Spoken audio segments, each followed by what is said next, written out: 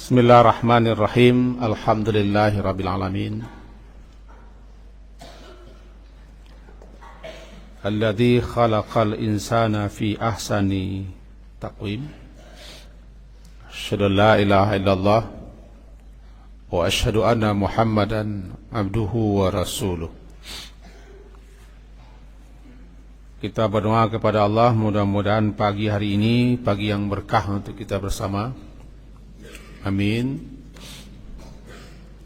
Dan apa yang kita kerjakan di hari ini juga mendapat taufik Allah. Amin. Termasuk acara khusus kita pagi hari ini mendatangkan faedah manfaat untuk kita semuanya. Kita langsung saja. Ada 10 pertanyaan. Sebelum kita jawab, sedikit kembali mengingatkan setentangan apa yang kita lakukan setiap waktu salat. Lebih khusus kepada yang putra barangkali. Kalau dalam masalah ini putri kita salut. Itu para ustadz-ustadz kita, para guru-guru kita tidak jemu dan tidak hentinya mengingatkan untuk berzikir habis salat dan zikir ketika pagi dan sore. Kenapa ini Abi katakan putri kita salut? Bukan berarti menyalahkan ustadz-ustadz yang putra. Usaha beliau-beliau sudah luar biasa. Tinggal di kita. Karena putri memang rutin, teratur, duduk berbaris di hadapan asrama masing-masing. Ketika malam akan tidur, mereka sudah standby di muka halaman atau asrama atau teras asrama. Mereka zikir bersama. Subuh sebelum salat subuh, ya. Subuh sebelum salat subuh mereka sudah zikir. Kadang-kadang Abi masih sempat mendengar, kadang-kadang Abi sudah pergi subuh. Sore hari jika mereka di masjid mereka ikut. Kalau tidak mereka bikin sendiri zikir di asrama. Dengan catatan Abi bukan menyalahkan yang putra, tidak. Apalagi ustadz dan gurunya. Sudah kita berusaha semaksimal mungkin. Cuma keadaan murid kita itu yang seperti itu. Maka kepada kita semua tetap sabar dan tabah. Tidak mengenal rasa lelah dan putus asa. Karena ini para laki-laki. Padahal zikir itu sangat luar biasa faedah dan manfaatnya. Sangat luar biasa. Nanti kuku. Nanti.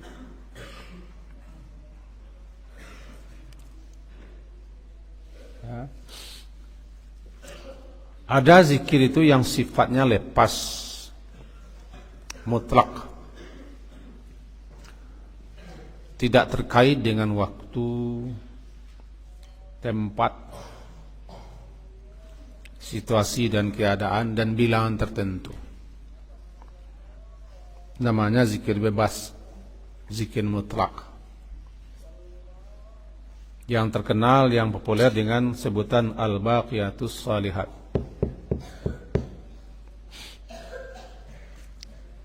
Al-Baqiyatus Shalihat. Dalam surat Kahfi yang antum baca ada ini. Juga dalam masalah ini karena Abi bertetangga dengan putri luar biasa. Di Jumat malam, di malam Jumat Kamis, mereka bersama-sama membaca surat Kahfi. Betul atau tidak? Serentak. Yang putra Abi tidak tahu karena Abi bukan bertetangga dengan putra. Dalam hal ini tetap kita ancungkan jempol kepada putri dan ustazahnya.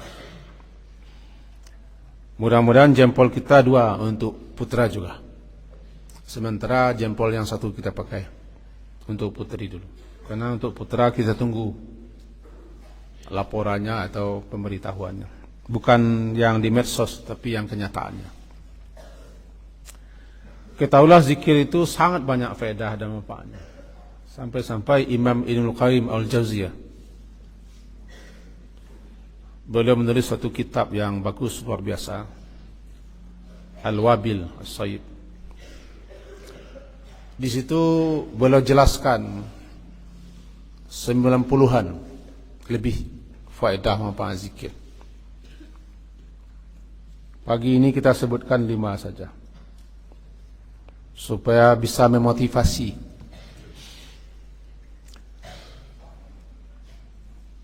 mendorong, menyemangati kita.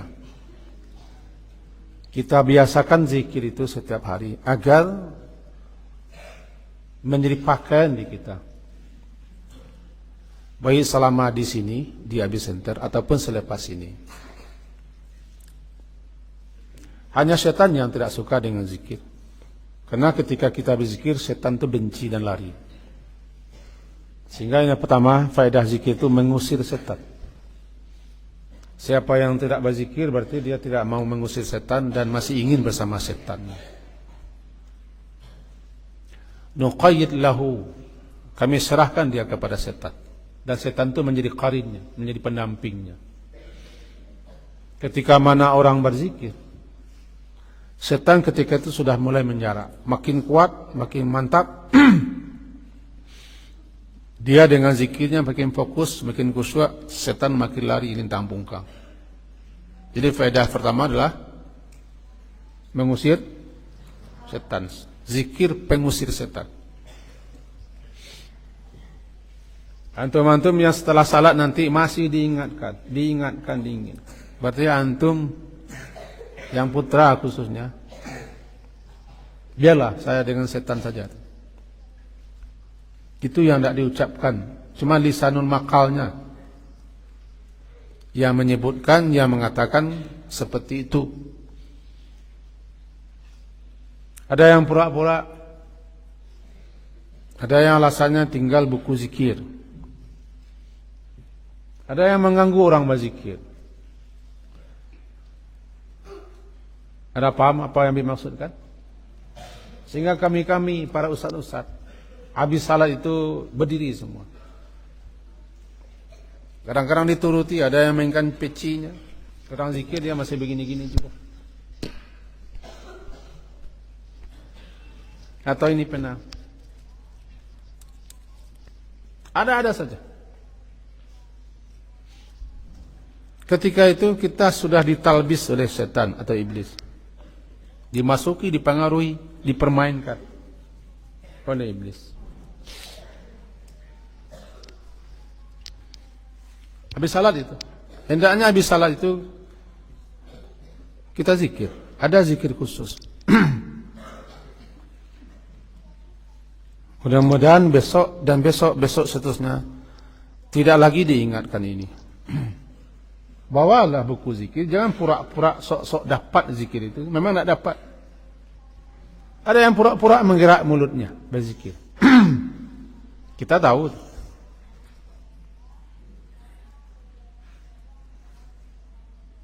Abi yang daya ingat Abi tidak setajam antum ini membawa buku zikir atau doa. Orang doa diulang-ulang lagi. Walaupun sudah hafal dulu diulang lagi. Karena mengulang-ulang itu menambah kuat, mantap. Karara takarrar. Mengulang-ulang memantapkan. Ini pertama, zikir itu pengusir setan. Siapa yang tidak mau berzikir, bahkan bermain ketika berzikir, malah mengganggu orang ketika berzikir, zakas syaitan. Bisa jadi dia sudah setan itu. Ya Baim?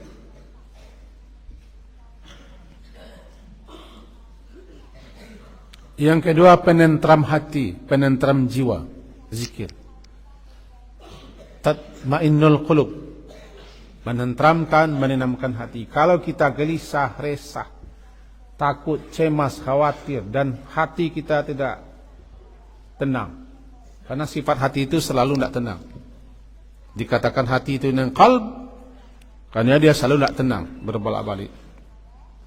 Makanya Nabi sering membaca, ya muqallibal qulub, wahai Allah yang selalu membolak-balikkan hati, sabit, mantapkan, kokohkan, teguhkan, kuatkan hatiku. Karena hati itu senantiasa tak tenang.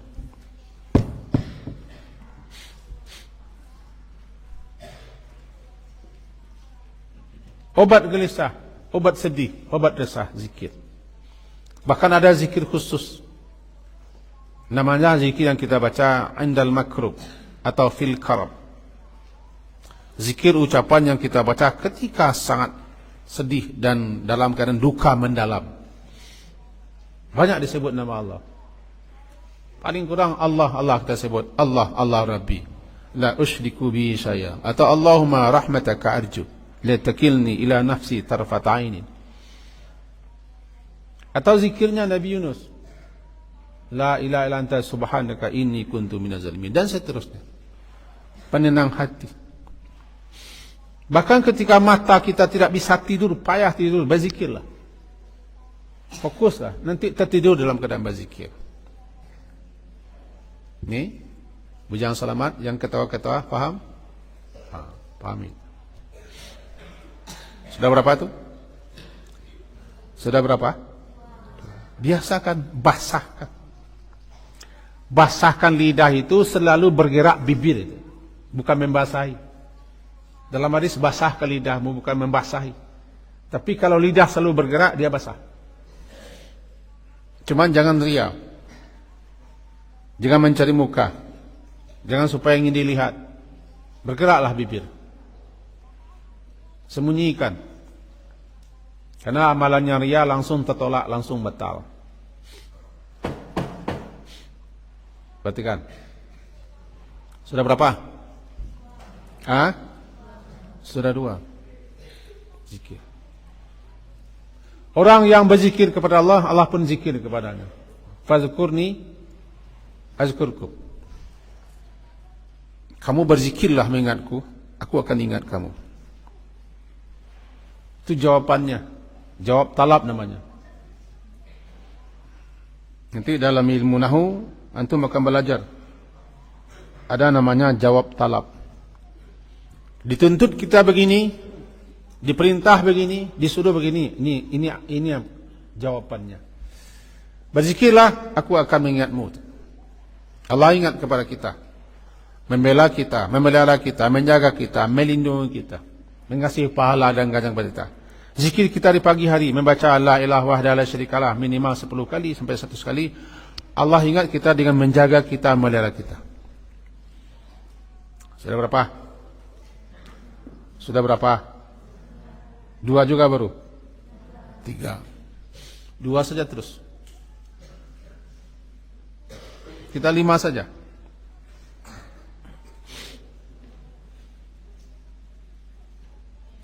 Orang yang berzikir, apakah zikir khusus atau zikir lepas atau bebas? Ketika itu dia sedang berusaha menggapai kecintaan dan keridaan Allah. Kecintaan dan keridaan Allah. Bahkan zikir-zikir kita itu langsung ke atas. Ilahi yas'adul kalimut taib. Zikir kita langsung naik ke atas.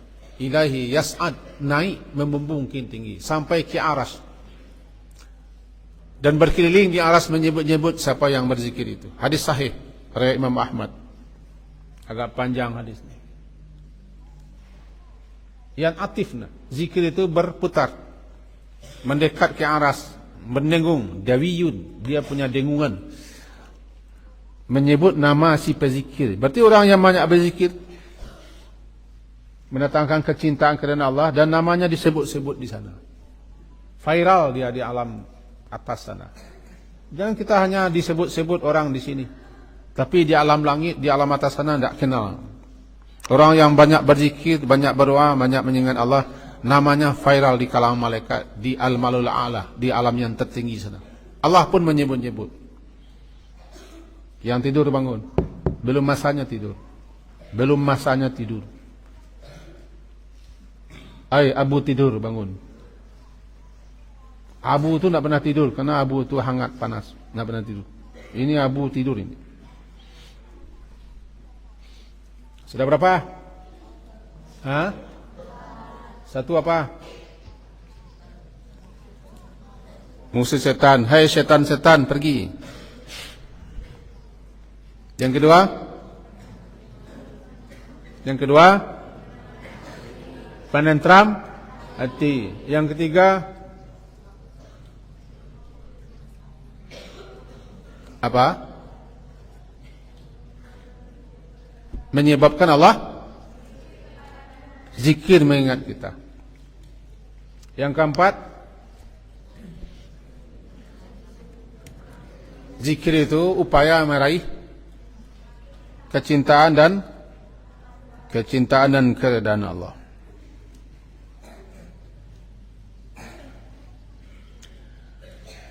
Zikir itu orang tidak pernah merasa kesepian.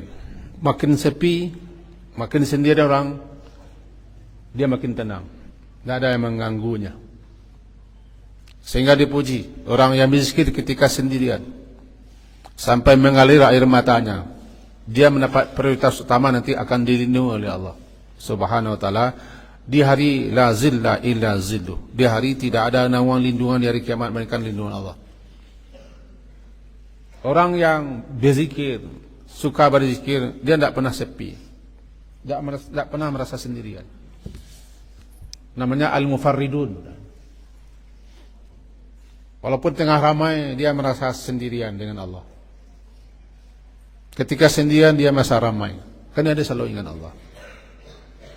Khususnya ada zikir-zikir setelah salat. Zikir pagi namanya azkarus sabah. Zikir sore apa namanya? Azkarul masa. Zikir tidur apa namanya? Azkarun naum. 101 untuk putri, satunya untuk saya karena saya mendengarkan. Untuk putra 102, 100 untuk kita, duanya untuk mereka. Karena banyak yang ribut si habis salat. Kita lihat nanti zuhur. Ada kita ini yang habis salat saja dia sudah berdiri. Jangan tiru orang. Jangan dicontoh orang. Di sini sajalah. Kalau kita melihat masyarakat di luar habis salat dia langsung bur keluar. Biar jangan yang kali tiru itu yang bagus-bagus saja. Oh itu pendiriannya, itu kata gurunya, itu urusannya guru kita di sini.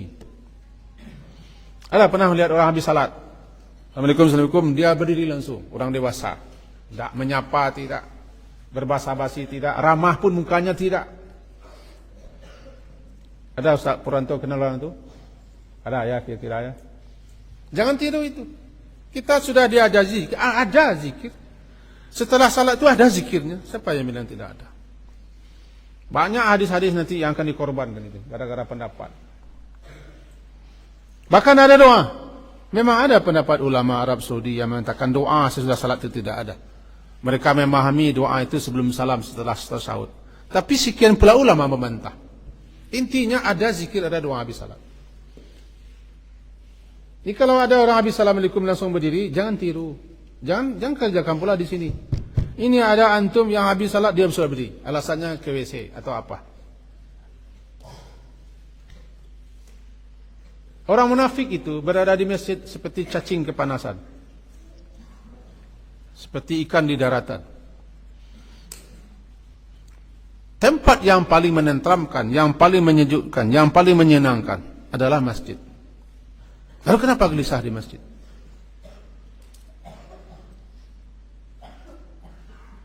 Yang gelisah di air itu adalah kambing. Tapi ikan tenang di air. Jadilah ikan. Dzikru lil qalbi. Zikir bagi hati itu seperti air bagi ikan.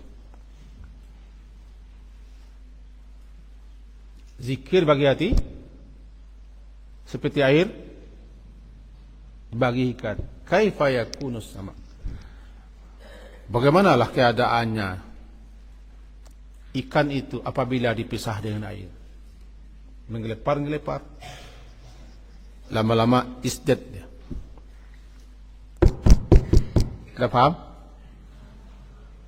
Ini ada kita yang habis salat itu, atau dia mengganggu, atau alasannya keluar, gatal aja.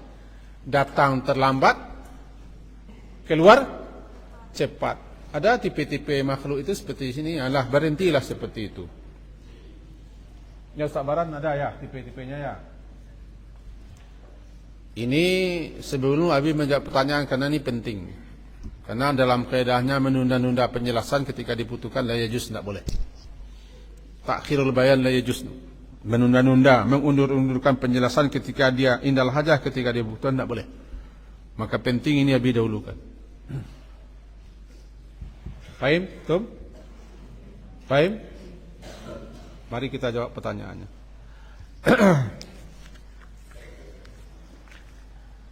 Pertama, Aldi, kelas 8B. Silakan berdiri, Aldi. Cepat saja. Aldi 8B, dari mana Aldi? Hah? Pasaman Barat. Oh. Di mana Pasaman Barat? Oh ya.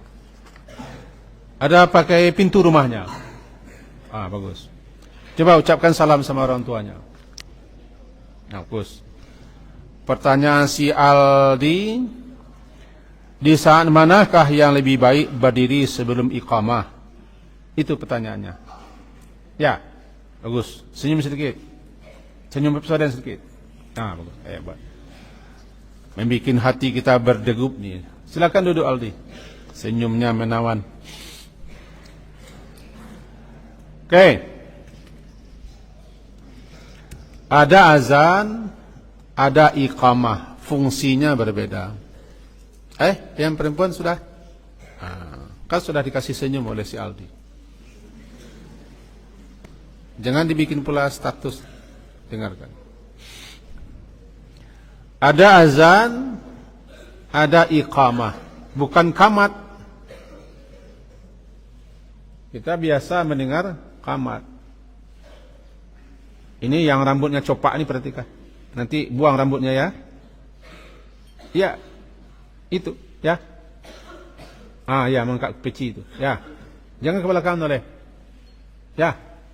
Tahu dia itu. Abi nunjuk sama dia. Pura-pura enggak tahu. Rambutnya yang seperti ekor kera buntuk. Ya. Kita kasih waktu 1 hari ini. Ya. Bagus. Perhatikan. Azan artinya pengumuman, pemberi tahuan. Itu azan. Al-i'lam bidukhuli waqti shalah. Bahasa kitanya pengumuman, pemberian waktu salat sudah masuk, sekaligus menghimbau, memanggil orang untuk salat jamaah. Namanya azan. Disebut juga azan tun nida. Ada tahu enggak yang dibicara di depan ini, ada tahu enggak? Ada? Ada terdengar? Ada terdengar? Ada? Ini ada? Terdengar ada yang bicara di depan? Ada. Yang bicara di depan ini tidak tahu? Manusia kan? Dan dengarkan.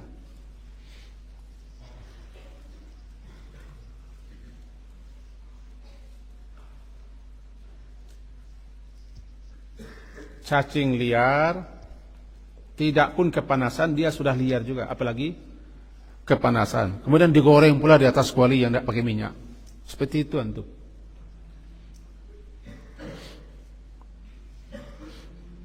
Ya, Abdullah. Azan fungsinya memberitahu, mengumumkan waktu salat sudah masuk. Sekaligus menyeru, memanggil orang untuk salat. Maka disebut juga azan itu dengan nida. Nida, seruan, panggilan dengan suara tinggi. Dikatakan iza sami'tumun nida.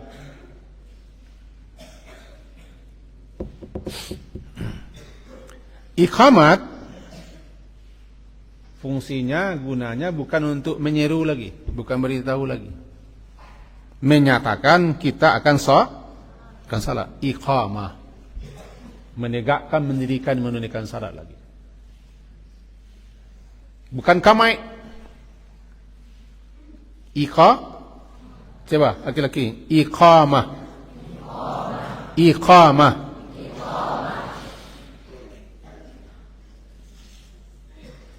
Gunanya, fungsinya menyatakan sekaligus menyampaikan kita akan salat lagi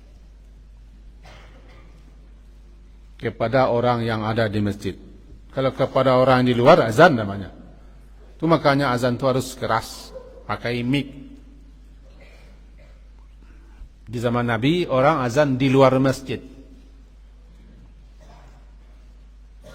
Ada rumah yang ketinggian di sekitar masjid Nabi, di situ dia azan. Di luar, karena fungsinya mengasih tahu untuk orang luar. Di tempat tinggi supaya suaranya lantang. Lama-lama nanti berinisiatif orang bikin menara supaya suara tinggi. Tinggi terdengar. Pakai mic lagi. Memang azan harus dibunyikan keluar. Berbeda dengan iqamat. Berbeda dengan salat jamaah. Salat jamaah jadi imam tidak perlu pakai mic keluar, karena yang diimami siapa? Dan salat jamaah yang diimami siapa? Orang di luar apa orang dalam? Ini jamaahnya dua laki-laki, 5 perempuan. Speakernya tidak ada, keras keluar. Ini yang diimami siapa ini? Yang diimami orang luar, ingin terdengar keluar. Dalam salat jamaah tidak masalah, tidak pakai mic. Tapi kadang-kadang di masjid-masjid perang suara. Perang tanding. Nah, kapan kita berdiri ketika akan salat? Ini pertanyaan Aldi.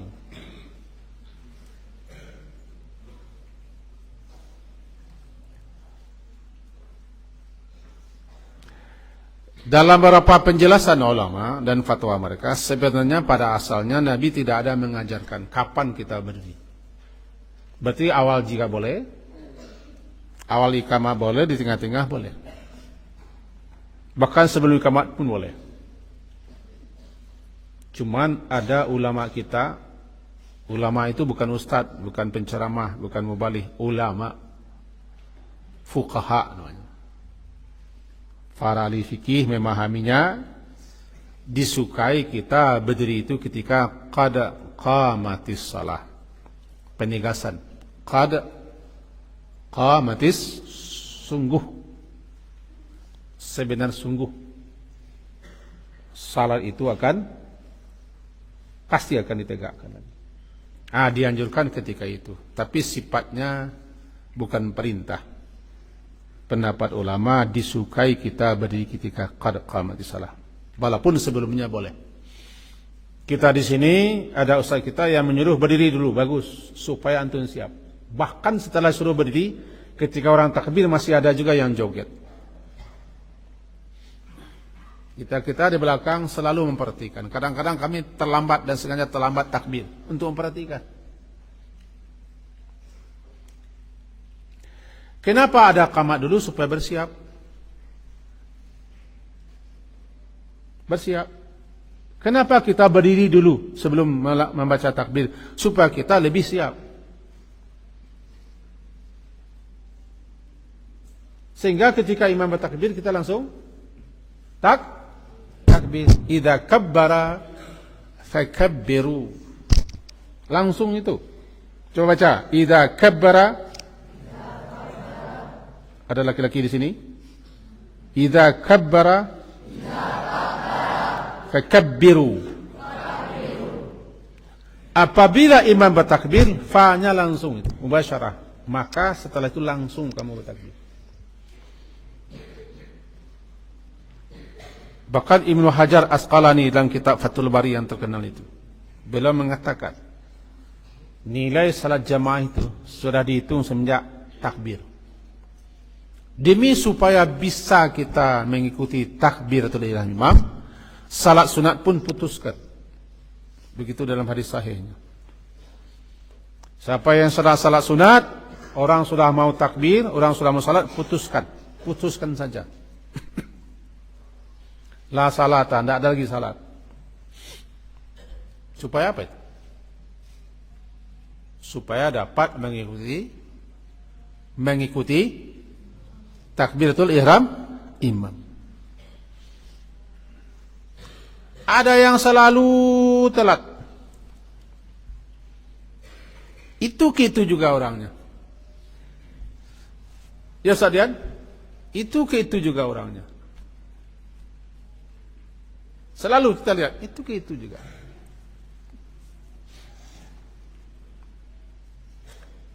Kenapa kita seakan-akan ingin viral? Nih saya terlambat ini. Orangnya itu aja, 2 baris belakang. Tadi sudah didului oleh Pak Luazardi. Kalau subuh jam 4:15 beliau sudah kasih pengumuman. Walaupun kemarin salah jam 1 malam sudah kasih pengumuman. Barangkali begitu beliau semangatnya ya. Jam 1 malam terbangun, ngasih pengumuman. Potong di tengah jalan. Sesat mungkin. Semangat dia. 4:15 sudah kasih tahu subuh. Zuhur juga sudah. Untuk apa itu? Mengingatkan kita. Nanti azan lagi. Masih ada juga yang terlambat. Nah sekarang Aldi bertanya, kapan kita bangun? Boleh sebelum qamat. Kalau kita di sini lakukan sebelum qamat supaya kita siap. Iqamat pun masih ada yang tidak siap. Sudah iqamat pun masih ada yang tidak siap. Maka kita anjurkan di sini saja untuk latihan. Sebelum iqamat, suruhlah para jantan-jantan ini berdiri, siapapun yang jadi imam. Sampai Al-Mukarram semalam naik tensi dia sampai 145 kurang. Payah saya mengawasi di kali ini, payah saya katanya. Saya jangan diagak-agak, diagu-agu katanya. Keluar bahasa pasamannya. Masih ribut.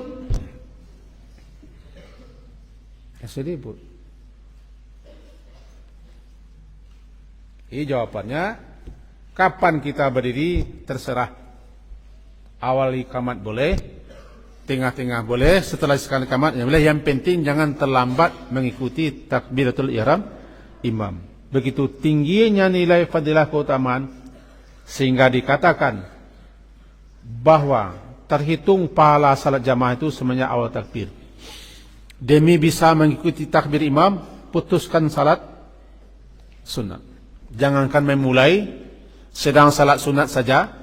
Kalau kita khawatir nanti terlambat mengikuti takbir imam, langsung putuskan. Ini pasalnya tidak begitu. Sudah dikasih tahu, bersiap-siap, sudah qamat, orang sudah takbir, dia masih belum juga. Orangnya seperti itu juga orangnya. Tidak berkisar, tidak bertukar. Tidak bertukar lenggang pada ketiak, itu orangnya.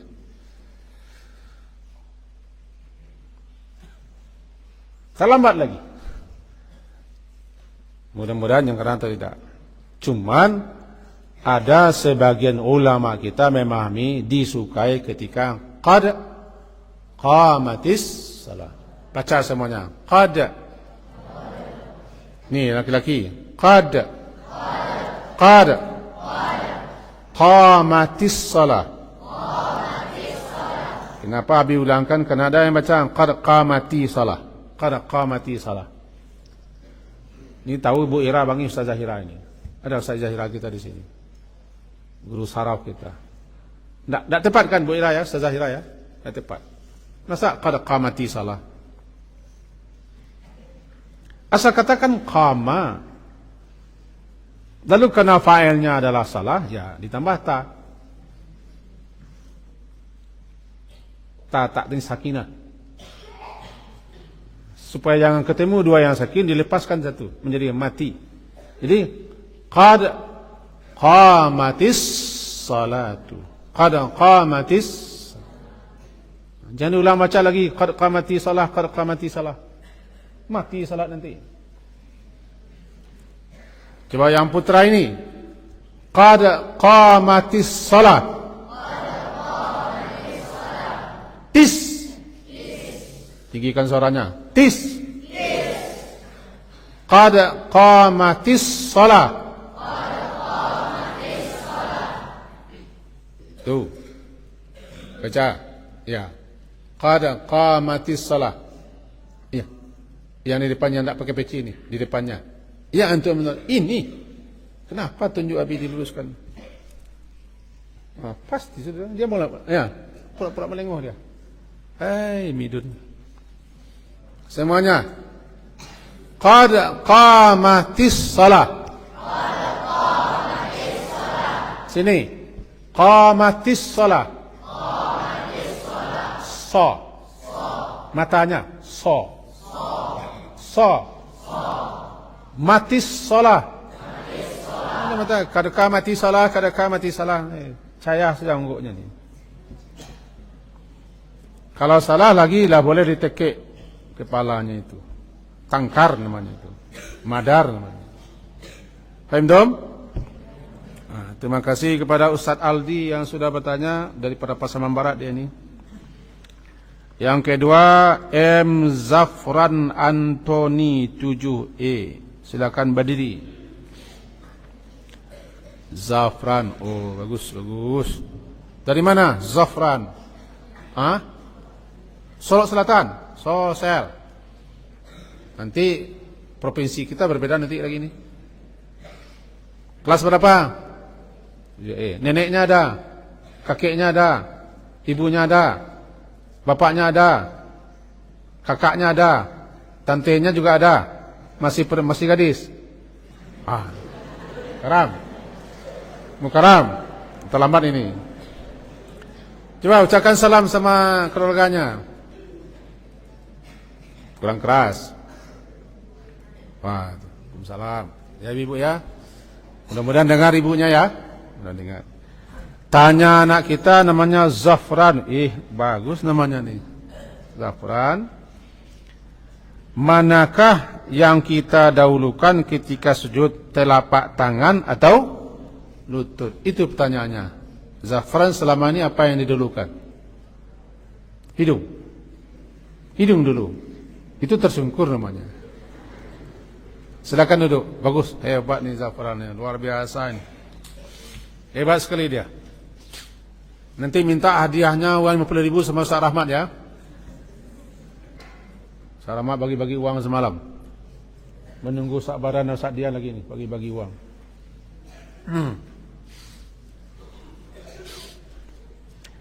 Ini namanya qad ikhtalafal ulama. Sungguh berbeda ulama dalam memandang, memahami ini. Dalam hal ini kita dituntut untuk berlapang dada. Karena sisi pandang ulama kita berbeda. Bagi yang terbaca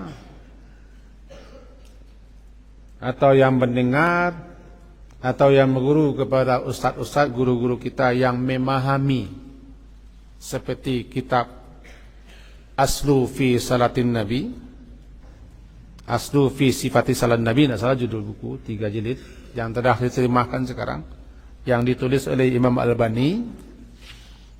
Nah, di situ dia menguatkan pendapat atau beliau yang menegaskan mendulukan 2 telapak tangan. Beliau juga yang memfatwakan ketika naik itu pakai tinju ajin. Sehingga nampak pula lah kita orang-orang meninju ke bawah. Dan murid kita ada yang melakukan itu. Entah tahu dia maksud entah tidak, dia meninju pula. Dekat Abi kemarin, meninju. Siapa kemarin dekat Abi salat? Meninju dia ke bawah. Antum itu masih tahapnya belajar. Belum tahapnya untuk mengupas. Apalagi pandai pula membanding-banding belum. Berguru saja dulu. Tanya kalau dapat. Seperti si Zafran ini. Kalau Yang populer sekarang kan buku itu, karena sudah diterjemahkan.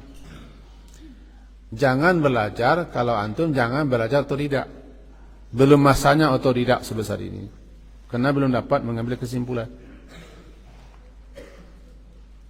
Bagi ustaz-ustaz kita yang otodidak pula, yang tidak pula suka membanding-banding, atau hanya suka belajar lewat internet, dibacanya buku yang seperti itu. Bukan salah, itu kan ulama besar.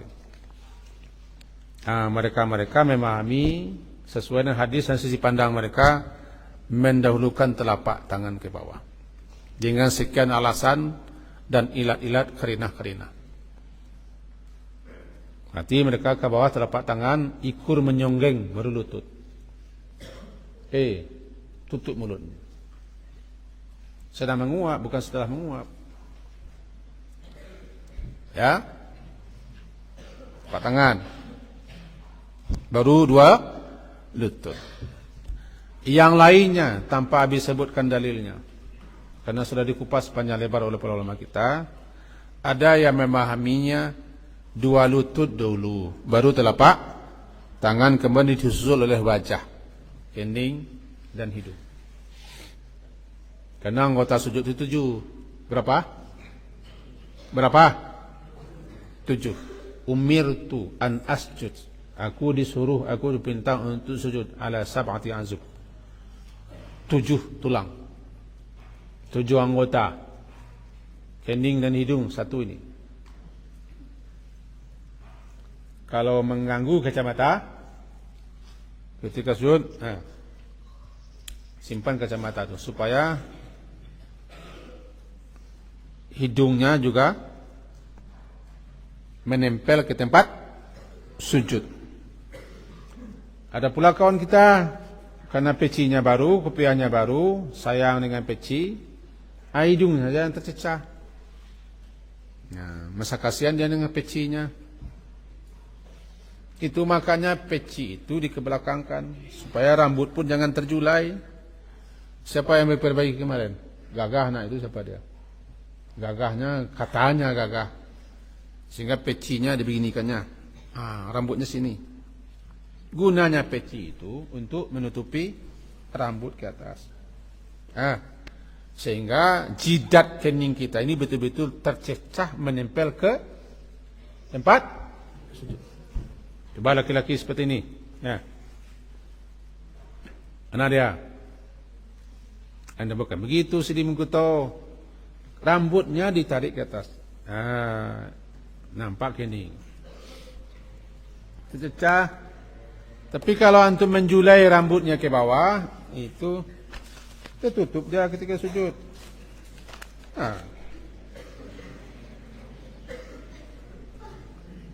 Ya, ada yang seperti ini kemarin, entah apa fungsi kopiahnya.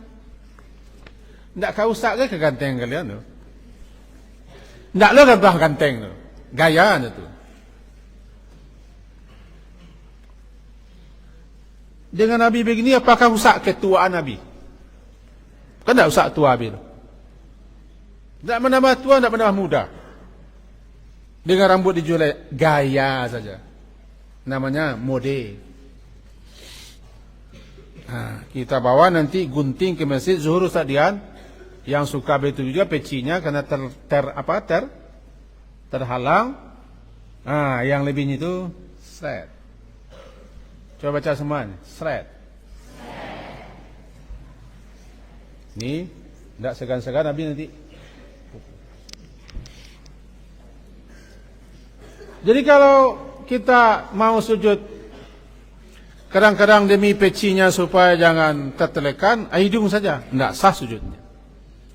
Karena sujud itu yang pertama kening dan hidung setali.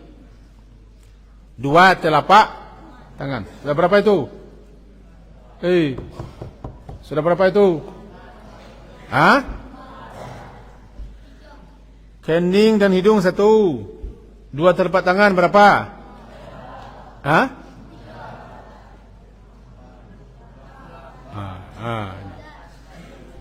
Sudah berselisih ulama kita. Belum jadi ulama sudah berselisih, apalagi antum sudah jadi ulama. Kening dan hidung satu, kena setali. Dua telapak tangan, ia menjawab dua betul, dan menjawab tiga benar. Kalau dua telapak tangan dua, tapi yang dimaksud ketika sujud tiga, kening dan hidung satu, tambah dua telapak tangan. Dua lutut, sudah berapa itu? Lima. Dua ujung jari kaki atraf namanya. Baca. Dua ujung jari kaki-kakiku. Lengkap itnab dia, tapi untuk menegaskan tidak masalah itnab. Kenapa habis sebutkan ujung jari kaki? Ada juga kawan kagaya-gaya itu juga dia. Kadang diangkatnya kakinya, kadang dilemparkannya ke belakang, kadang-kadang dipesongkannya, kadang-kadang satu saja.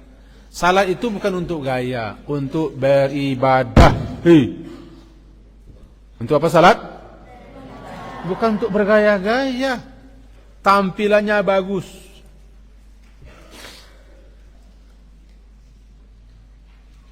Rapi, bersih. Kita salat, kita mengabdi, bukan untuk petentang-petenting salat ini. Hindarkanlah gaya-gaya mau salat itu. Gadis-gadis itu kan di belakang ditutup itu, tidak kenampak di belakang. Bergaya pun tidak nampak, tidak bergaya pun tidak nampak. Kalau ingin nanti kita akad nikahkan. Kalau untuk itu juga bergaya mau salat. Ini selemonya masih membudur-budur sudah bergaya-gaya.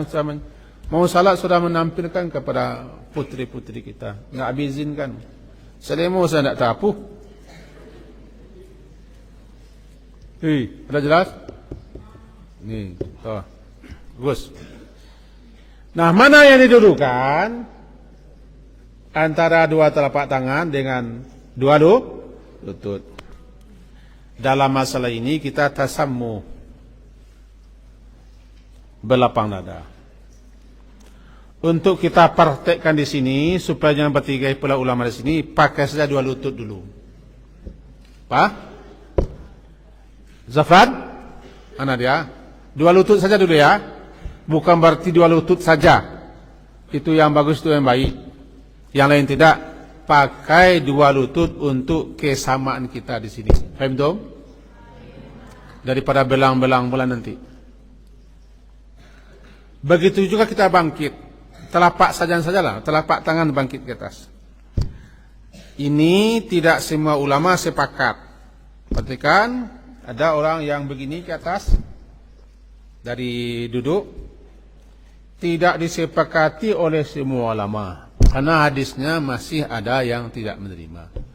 Tapi dua telapak tangan sudah sah semua ulama sepakat. Ambil yang disepakati. Lalu kenapa kita pakai yang belum disepakati? Cuman karena terbaca atau mendengar hadis itu, nah kita sudah juga tiru-tiruan seperti ini. Habis ini tidak alim, tidak ulama, baru belajar jadi penceramah. Tapi tetap kita harus memegang mana yang lebih kuat sesuai dengan ilmunya. Maka di sini ketika akan turun ke bawah, supaya kita jangan belang-belang, supaya jangan aneh-aneh pula kata orang. Habis center mengajarkan apa ibadah tidak jelas saja. Semua anak ibadahnya tidak ada aturannya. Supaya teratur, dua lutut ke bawah. Faham tom? Faham tom? Ke atasnya dua telapak tangan ditekankan. Begini boleh. Pegang untuk di sini sementara dua telapak.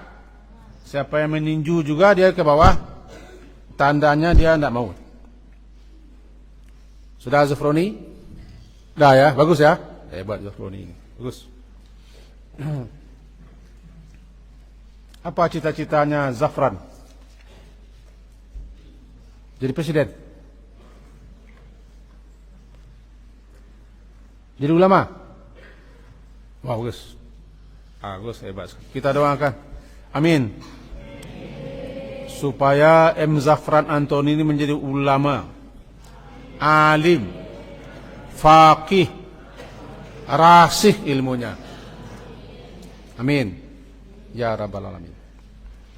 Ahmad Nathan 10E1. Ada? Ahmad Nathan 10E1. Oh ini dia. Hebat sekali dia ini. Dari mana Ahmad Nathan? Panjang ya. Mailing Mandahiling Natal Sumatera Utara, Sumatera, Indonesia, Asia Tenggara, Asia Betul dan dunia itu. Pertanyaannya, bagaimana cara mengganti qada salat yang lupa beberapa kali ditinggalkan? Bagus. Mau duduk, mau berdiri? Silakan duduk. Si Ahmad Nathan ini adik kandungnya siapa namanya? Nadia yang di Waseda. Qada ya. Salat itu ada dua. Pertama ada namanya ada. Ada itu salat yang ditunaikan, yang dilaksanakan pada waktunya. Kira-kira begitulah ringkasnya. Ada pula nanti namanya qada, salat yang tidak ditunaikan pada waktunya lantaran sebab-sebab atau uzur tertentu. Namanya mengqada salat. Dibagi dua dulu. Yang pertama yang tidak salat, meninggalkan salat, tidak mengejarkan salat dengan sengaja tidak salat dan tidak mengejarkan salat, dibagi dua belah. Pertama karena dia malas, takasul, malas, belum terbuka hatinya katanya, terhijab, tapi dia yakin salat itu wajib. Yang kedua, yang tidak percaya salat itu wajib atau mengingkari kewajiban salat, hukumnya berbeda. Yang pertama, sepakat para ulama berdasarkan sekian riwayat yang tidak salat dan dia mengingkari kewajiban salat. Diingkarinya salat itu wajib sebagai rukun Islam, dia kafir asli. Karena dia sudah mengingkari rukun apa? Rukun Islam. Paham? Bisa mengulang lagi? Bisa. Nah, perhatikan. Yang tidak salat lantaran mengingkari. Tahu mengingkari? Mengingkari kewajiban salat, bahwa salat itu tidak wajib, tidak rukun Islam namanya. Siapa yang mengingkari salah satu rukun Islam, dia kafir. Kafir dia. Syahadatnya tidak benar. Satu.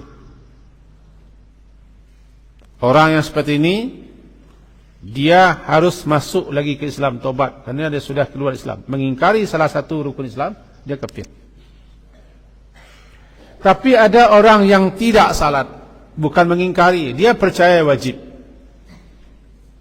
yakin dia rukun Islam.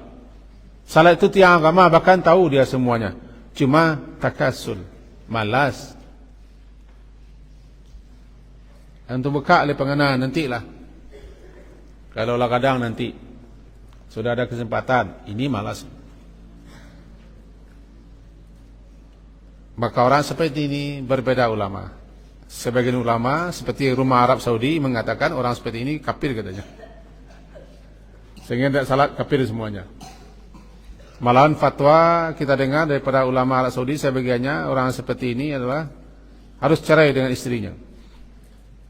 Karena mereka berpaham siapapun yang tidak salat kafir. Kalau Abi lebih memilih, lebih cenderung kepada ulama-ulama yang memahami yang kafir itu yang tidak percaya atau mengingkari salat itu tidak wajib. Tapi karena malas, dia sudah berdosa besar. Dosa besar. Kemudian bagaimana orang yang sengaja tidak salat ini? Dia bukan mengingkari tapi tidak salat, belum terbuka, lalu dia taubat atau sadar insaf.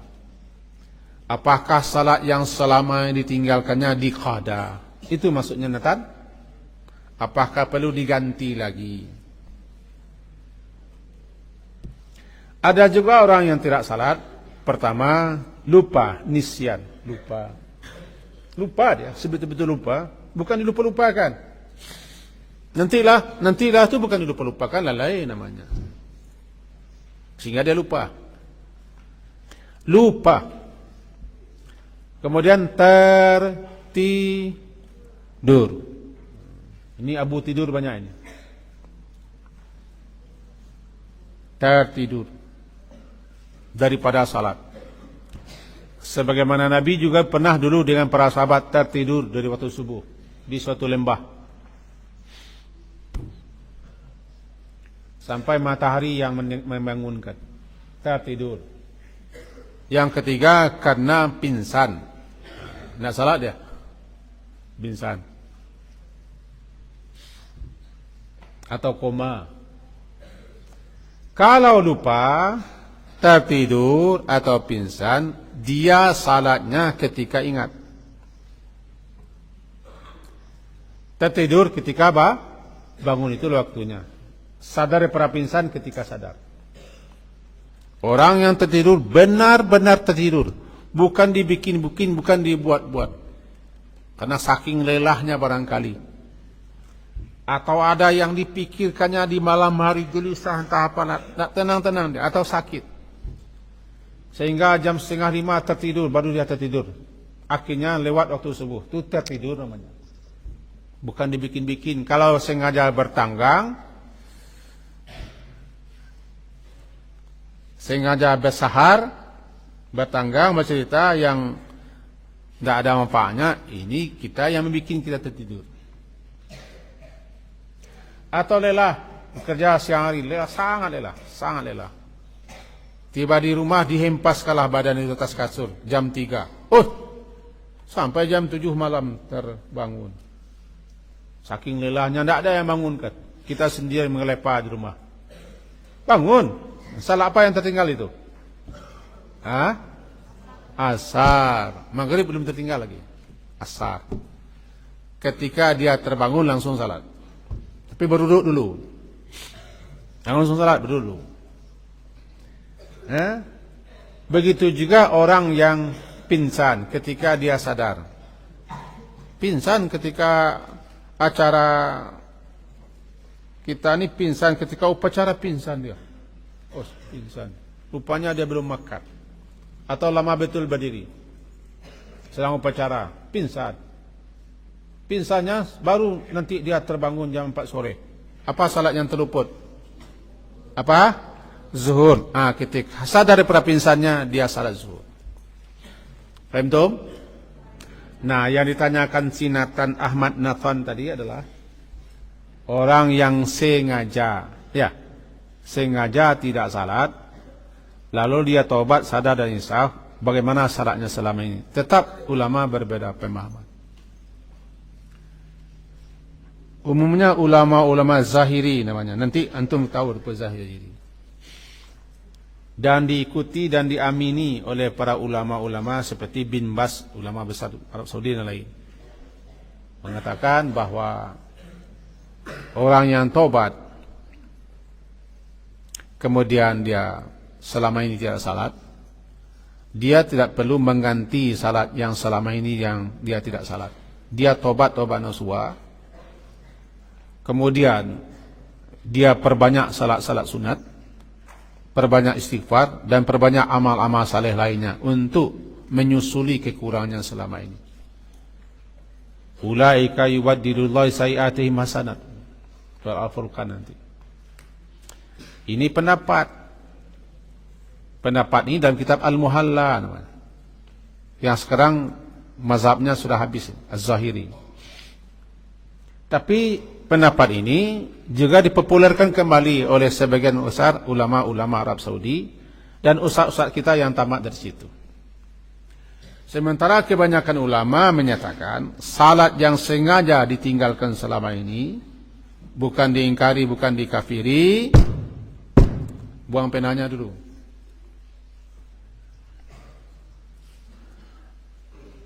Hanya karena malas.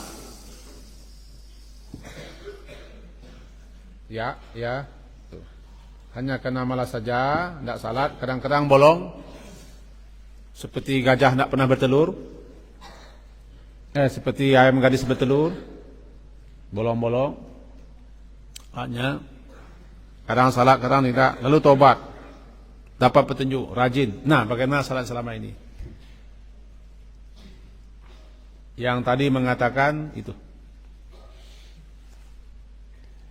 Nah, kebanyakan termasuk ulama mazhab Syafi'i dan Syafi'iyah. Beliau-beliau ini memahami salatnya diqada. Diperkirakan berapa tahun salatnya selama ini yang bolong-bolong atau tidak sempurna. Maka setiap hari dia mengqadanya di waktu salat itu. Kalau zuhur 2 kali. Pertama salat zuhur. Atau ada yang mengatakan ganti dulu salat. Atau juga mengatakan salat zuhur berjamaah. Lalu salat lagi 4 untuk mengganti salatnya lama. Asar juga, maghrib juga, isya juga. Karena mereka telah bolong salat selama ini. Ini juga dipahami oleh ulama seperti itu. Berarti 2 pemahaman. Untuk yang pertama, orang kafir yang masuk Islam, yang kafir dia, tidak ada yang akan dikadanya. Karena orang kafir tidak wajib salat. Masuk Islam dia. Kata orang sekarang mu'allaf dia. Semenjak itu dia start salat. Atau orang yang mengingkari kewajiban salat, tidak salat. Diingkarinya ke salat. Walaupun dia katanya Islam. Tapi karena dia mengingkari kewajiban salat, ditentangnya salat itu tidak wajib, tidak ada salat katanya. Mana salat? Salat itu kan bagi orang awam katanya. Diingkari tentang, dia kafir. Kalau dia tobat, karena dia sudah kafir, dia tobat, dia masuk Islam lagi. Itu pendapat yang terpilih, karena dia sudah kafir. Tapi bagi orang yang tidak salat, bukan mengingkari, bukan menentang, tapi malas saja, ini yang berselisih. Kebanyakan ulama memahami diqada. Yang lain mengatakan tidak perlu diqada. Taubat, perbaiki, banyak istighfar, banyak salat sunat, banyak amal saleh. Lalu bagaimana kita? Yang terbaik jangan tidak salat. Jangan tidak salat. Selama ini kita tidak salat. Lalu apakah kita qada lagi? Ini kembali yang tadi. Kalau Abi lebih cenderung seperti itu. Perbanyaklah salat dan niatkan untuk pengganti salat-salat yang lama. Bukan berarti mematahkan atau tidak setuju. Kita kan berhak memilih. Bagi yang selama ini salat disia-siakan, perbanyak salat. Dan niatkan pengganti salat-salat kita yang selama ini bolong atau tidak salat. Paham? Ahmad Natan? Dah, bagus. Natan, bagus. Sampai jam berapa? Ustaz Dian, Ustaz apa? Bu Amri, Bu 8? Pas 10? 8:04? 8 berapa? 40. Masih ada waktu ya. Itu Ustazah sudah gelisah mau keluar? Belum? Zahid Yashkur 8C. Zahid Yashkur. Oh ini dia. Ini Zahid. Kita doakan mudah-mudahan beliau ini zuhud, amin. Orang zuhud, orang yang tidak terlalu tamak dengan kehidupan dunia, amin. Si Zahid, orang yang zuhud, yang suka bersyukur, namanya Zahid Yashkur, amin. Dari mana Zahid? Payakumbu. Payakumbu itu besar itu. Di mana? Balik papat. Balai panjang. Oh, panjang balainya ya. Oke. Masih hidup ibu bapak? Salam. Panjang-panjang lah. Salam itu kan doa. 30 doanya. Kalau Assalamualaikum 10. Kemudian Assalamualaikum warahmatullahi 20. Assalamualaikum warahmatullahi wabarakatuh 30. Bahkan ada yang menambah 2 lagi. Nambah 2 lagi. Assalamualaikum warahmatullahi wabarakatuh waridwanuhu wa maghfiratuh. Ada yang menambah. Keridhaan Allah dan ampunan Allah, atau ampunan Allah dan keridhaan Allah. 5. Ini panjang-panjang ya. Tapi jangan sepanjang boleh panjang. Bagus. Tanyanya si Zahir Ashkur 8C, apa manfaat menabur bunga, menyiram air harum-haruman dan membaca surah Yasin di makam di kuburan Nabi? Tanyanya mengguncang dunia ini. Kata beliau penceramah di internet, ini bid'ah mungkarah ini katanya. Bahkan banyak ini. Silakan duduk. Yaskur Zahid. Dulu. Kapan? Dulu. Kita ringkas saja. Nabi pernah melewati 2 kubur kabraini. Marra bi kabraini. Lalu beliau Nabi SAW mengatakan kepada sahabat-sahabat yang ikut, innahuma yu'azzabani wa ma yu'azzabani fi kabir. Kedua penghuni kubur ini, sahur. Siapa yang mau dikubur ni? Bangun. Kedua penghuni kubur ini yu'azzaban, sedang diazab, sedang disiksa. Ingat, keistimewaan Nabi SAW itu, beliau Allah anugerahi sesuatu yang kadang-kadang beliau diperdengarkan sesuatu yang tak terdengar bagi kita biasa, atau melihat sesuatu yang kita tidak bisa melihat, atau mengetahui sesuatu yang belum kita ketahui. Itu keistimewaan Nabi. Nah, apa yang terjadi di kubur, di alam barzakh, kadang-kadang kepada beliau diperdengarkan. Salah satunya ketika beliau lewat di kubur, kata beliau, keduanya sedang diazab, sedang disiksa. Yang satu disiksa, diazab lantaran tidak bersuci, tidak menutup diri dan tidak bersuci setelah buang air kecil. Ini risiko antum tidak bersuci. Ada yang pipis di pintu asrama. Ini di pintu asrama pipis. Iya, yang kacamata ini di pintu. Tidak pernah pipis di pintu. Bagus. Ini yang gemuk, yang tidur itu, ya, yang tidak pakai peci, pernah pipis? Pernah pipis? Ya. Iya, antum pernah pipis? Kencing pernah? Bagus. Jangan nak kencing-kencing, sakit kita. Orang yang kencing, pipis, buang kecil, BAK, buang air kecil, tapi dia tidak bersuci dan tidak mensucikan diri pada hadas itu. Kebanyakan azabil qabr itu lantaran orang tidak mensucikan diri pada hadas kecil. Faham tu? Langsung disisa di kubur. Makanya kita bersuci. Di samping bersih, menghilangkan penyakit, umat Islam itu kalau tahu dengan ajaran agamanya, dia paling bersih, paling rapi, paling bersih, paling rapi, paling beradab, paling baik kalau dipahami ajaran agamanya. Saya kesal juga yang membuang peci. Pasang peci. Mana pecinya?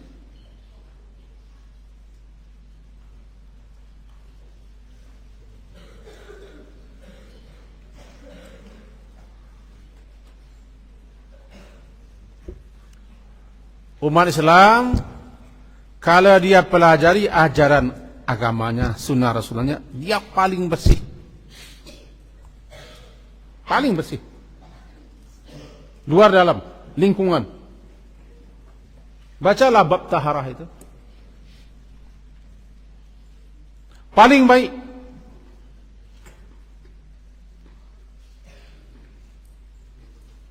Paling beradab. Karena sudah demikian rupa diatur, diajari, dituntun kita dalam agama. Termasuk ada nanti namanya adab qada'il hajah. Adab buang air. Tidak ada lain. Tidak ada petunjuk lain. Agama mengatur. Bagaimana kita buang air, di mana tempat buang air, bagaimana ke tempat buang air. Bagaimana ketika buang air dan bagaimana ketika keluar daripada buang air.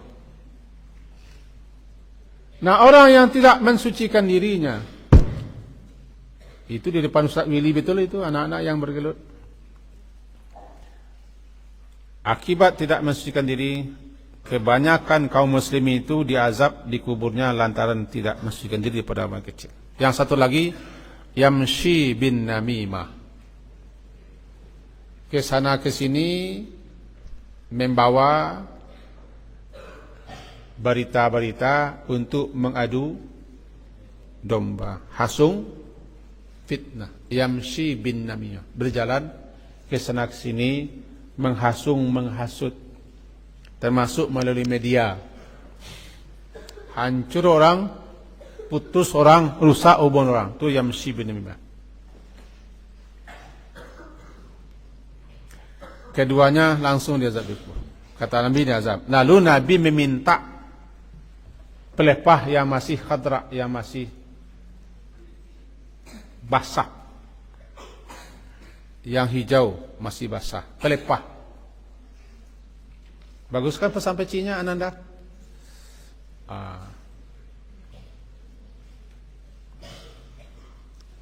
Kemudian beliau bagi dua.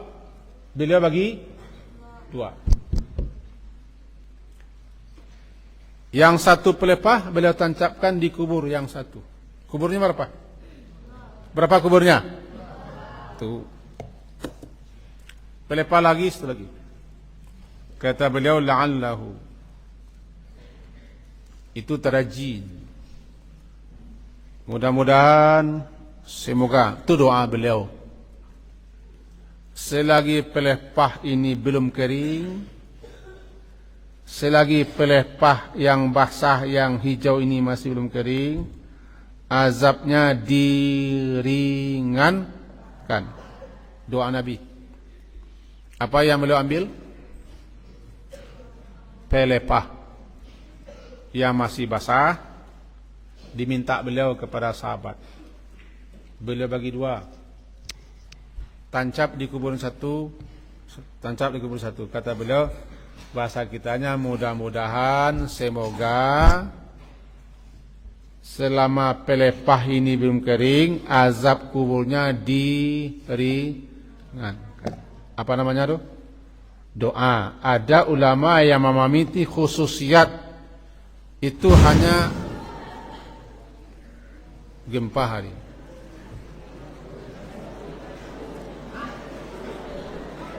Kita kasih waktu tercengang 1 menit saja. Silakan tercengang.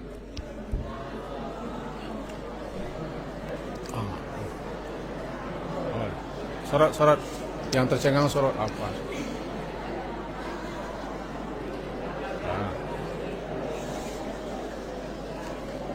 1 menit saja. Setelah 1 menit habis. Tercengang lah, heboh lah, ribut lah, bertanya lah, menuduh lah. Apa ini?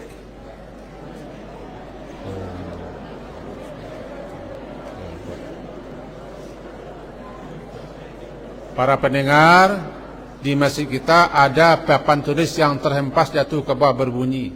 Ini yang menyebabkan gempa setempat di sini. Kita kasih untuk tertawa, untuk tercengang, untuk bertanya 1 menit. Sekarang tinggal 20 detik lagi.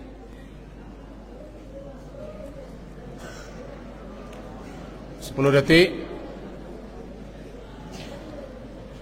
5 detik. Habis. Kata Nabi, doanya itu kata sebagian ulama khusus Nabi saja. Tapi bagi ulama yang lain itu jadi dalil, jadi alasan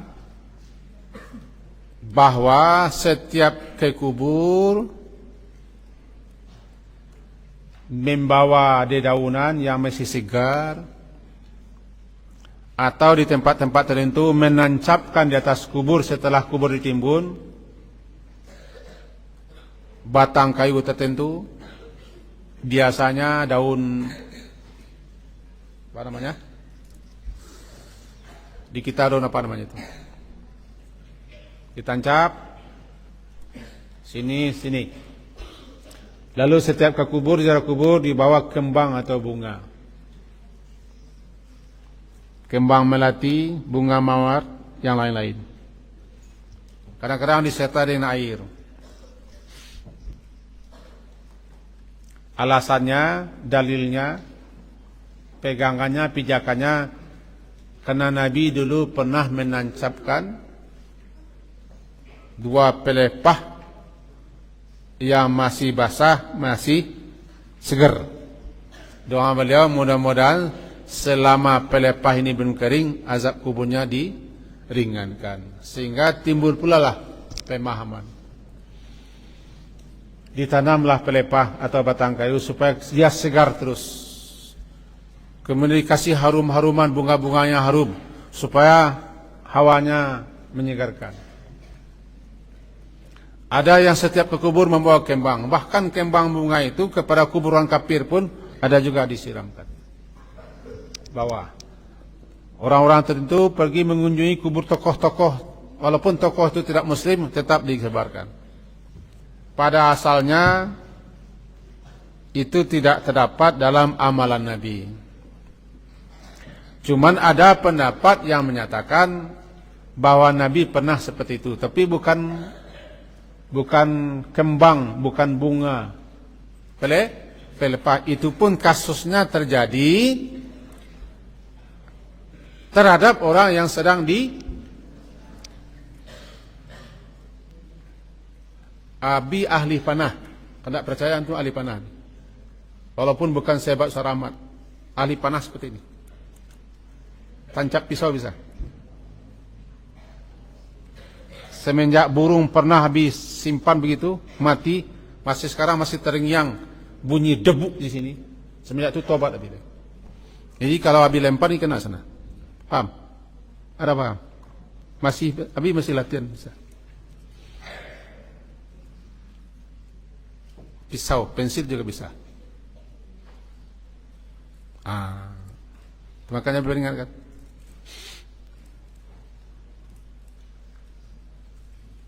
Karena kita serius, ya. Jadi itu terjadi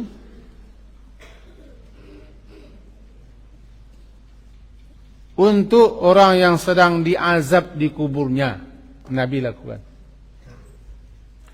Sekarang yang ditanyakan oleh si Zahid Yaskur,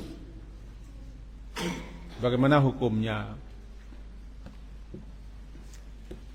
Tradisi dan zamannya dilakukan oleh sebagian orang Indonesia memang begitu. Bahwa teman-teman kita juga pernah orang ini menjadi murid kita, dia bicara di Mesir pun banyak seperti itu.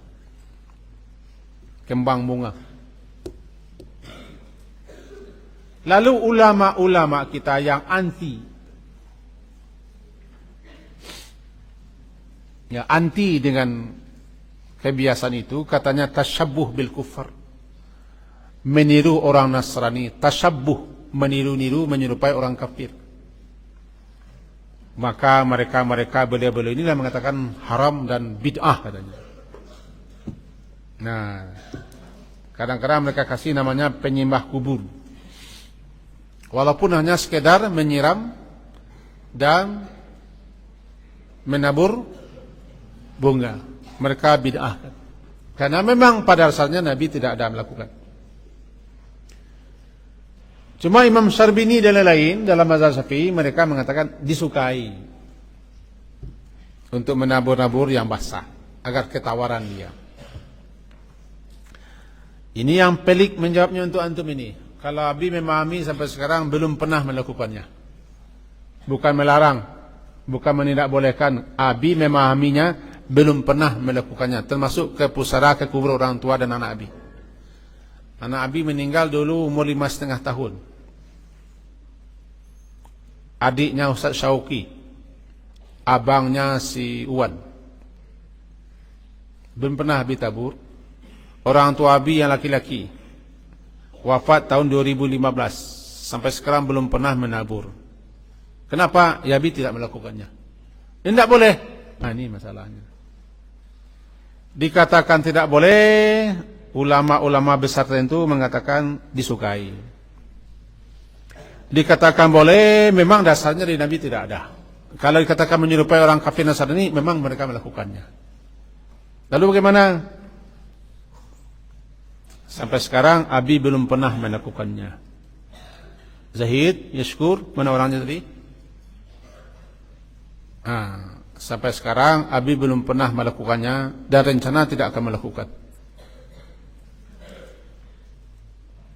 Apakah haram?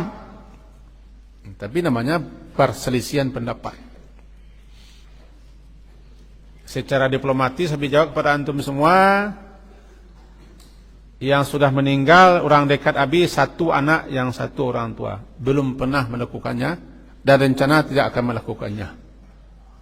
Kalau ulama ada yang tegas-tegas menyatakan haram dan bid'ah, tasyabuh bil kufar, ada sebagian yang tetap menganjurkan, sehingga kebanyakan orang-orang yang menyatakan dirinya orang NU dan orang sejenis melakukan sampai sekarang. Paham maksud Abi Zahid? Bagus, hebat. Abel 8H. Abel. Laki perempuan? Abel. H ini perempuan. Laki-laki. Mana dia perempuannya? 8H Abel. Oh, tonggaknya lebih besar daripada dirinya. Gimana ini? Abel dari mana Abel? Halo? Abel dari mana? Pelindung. Si Junjung.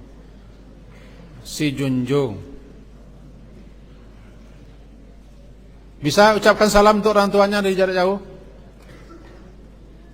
Oke. Abel dia si Junjung 8H. Pertanyaan si Abel, you can see. Ini. Kamu dapat melihatku seperti ini. Itu seorang perempuan menutup aurat, namun dengan baju yang ketat dan menampakkan lekuk tubuhnya. Ya begitu pertanyaan Abel? Abel? Ya. Mari kita jawab.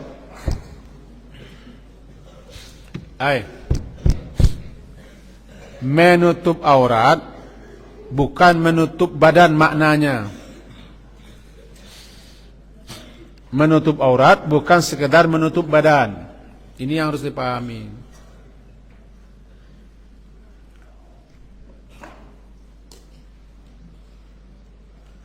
Bisa belajar? Kalau menutup badan, badannya tidak nampak. Kalau menutup aurat, bukan hanya badannya tidak nampak, auratnya tertutup. Apa itu aurat? Aurat. Secara bahasa aurat itu aib. Aib, cacat, celah. Aurah itu, kalau diterjemahkan bahasa kita secara bahasa, aib, cacat, celah. Hal yang tidak pantas, yang tidak layak. Namanya apa? Aurah. Aurah.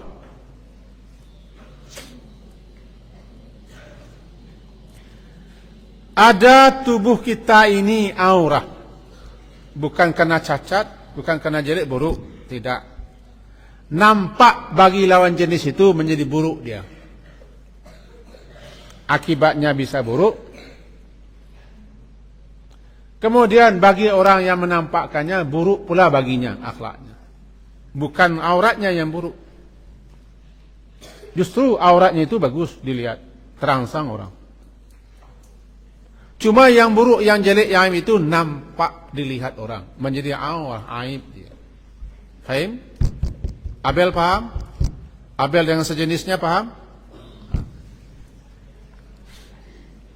Jadi menutup aurat bukan sekedar menutup badan, tubuh dan jasad. Belum tentu orang yang menutup badan, tubuh, jasadnya dia menutup aurat. Tetapi orang yang menutup aurat sudah pasti menutup tubuhnya. Orang yang berpakaian tapi masih dapat dilihat karena pakaiannya tembus pandang atau pandangnya tembus ke dalam, dia tetap namanya belum menutup aurat.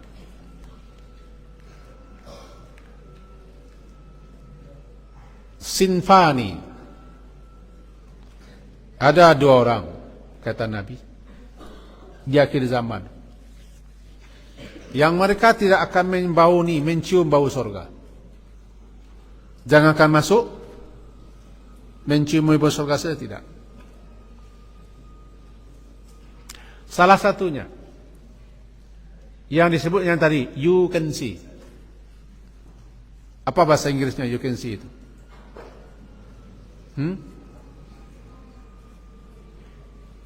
Ada orang-orang yang sengaja berpakaian untuk supaya kamu bisa melihat aku. Dalam Islam, tujuan berpakaian bukan untuk itu. Karena keinginannya kamu bisa melihat aku atau lihatlah aku, maka dia membuat tampilan-tampilan supaya orang bisa melihatnya. Jempol, kagum, atau bisa dikatakan orang cantik atau seksi atau aduh. Berarti tujuan berpakaiannya you can see. Maka ditampilkannya lah pakaian-pakaian seronok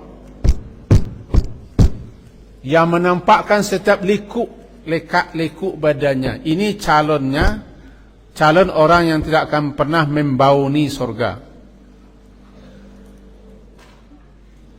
Tidak akan masuk surga langsung, tapi dia mampir di neraka dulu sejauh dosanya.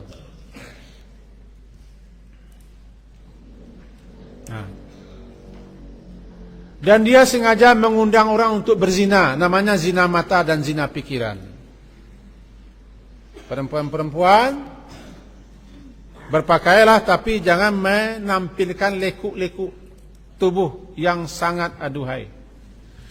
Jangan tipis, jangan ketat. Pakai jilbab ada, tapi ini ketat, ke bawah ketat. Dia sudah tertutup badannya, tapi auratnya belum tertutup. Kita di sini mempraktekkan itu pakaiannya siba. Siba itu baju kurung orang Minang Saisuk, longgar. Untuk guru-guru kita yang perempuan juga sudah kita himbau, mari kita bukan hanya menutup baju, coba juga menutup aurat. Jadi pertanyaan si Abel, Meli, perhatikan Meli, Susi, Denny, Rita, Donna, Hengki, Pengki, perhatikan. Ayah nyebut namanya nih. Ayah. Bagaimana orang yang seperti ini? Dia telah melakukan dosa besar dan dia telah mengundang orang untuk berzina dan menilai memonten bagaimana dia dan siapa dirinya. Maka kita himbau kepada putri-putri muslimah, berpakaianlah tapi tutuplah aurat. Karena berpakaian belum tentu menutup aurat. Tapi menutup aurat sudah pasti berpakaian. Jangan berpakaian untuk pamer supaya orang lawan jenis melihat. Tidak ada kesempatan lagi, tenang saja. Nah, dia sudah mengasih peringatan kepada kita. Udah. Waktu kita 2 menit lagi, jadi ada kesempatan lagi. Kesimpulan terakhir, tanya si Abel, haram hukumnya, berdosa besar dia. Kalau dia lanjutkan seperti itu, kemungkinan dia tidak bisa langsung masuk surga, tapi singgah dulu di neraka. Jika berpakaian Abel dengan orang-orang yang sama jenisnya, berpakaianlah yang anggun. Menutup aurat itu tidak kalah anggunnya, berwibawa. Jangan berpakaian tapi bertelanjang. Kasiyatun ariyatun. Perempuan yang berpakaian tapi dapat dilihat apa yang dibalik pakaiannya. Haimtun Abel Gus. Karena waktu kita sudah injury time, tidak ada penambahan waktu. Ibu Ami sudah melihat saya semenjak tadi, kapan ini. Juga Ibu Neneng, dan di samping Ibu Neneng.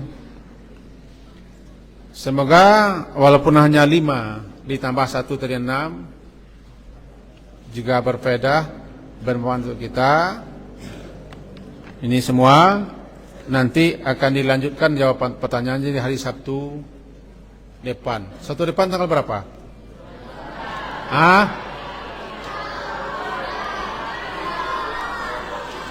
Tidak ada cerita. Hari Abi tetap ada Sabtu depan. Hari Sabtu depan hari Abi.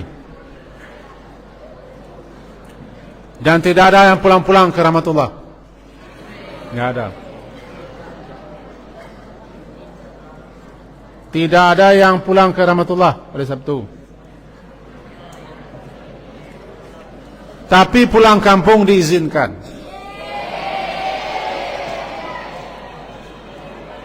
Setelah zuhur nanti akan menyusul pengumumannya. Karena sudah kadung Abi beritahu ya, beritahu. Sekian, mari kita tutup dengan doa kafarah majlis.